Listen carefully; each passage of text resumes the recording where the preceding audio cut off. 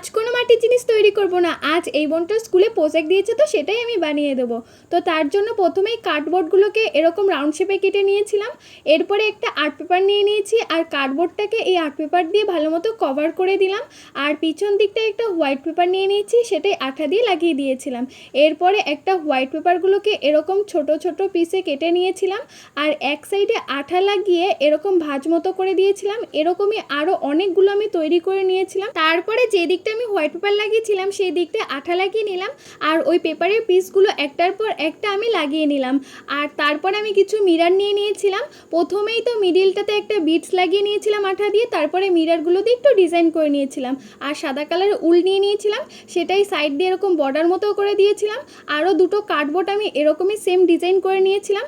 তারপরে একটা ব্লু কালারের দড়ি নিয়ে নিয়েছিলাম আর এই চুন্নাটেগুলো নিয়ে নিয়েছিলাম, এগুলো আমি দড়ির সাথে জয়েন করে দিলাম। তারপরে দেখো ওই 3টে কার্ডবোর্ড পরপর লাগিয়ে দিয়েছিলাম। আর চাঁদমালাটা পুরো তৈরি হয়ে গেছে। বোনের তো খুব পছন্দ হয়েছে, তোমাদের কেমন লাগলো জানিও। সকলকে টাটা।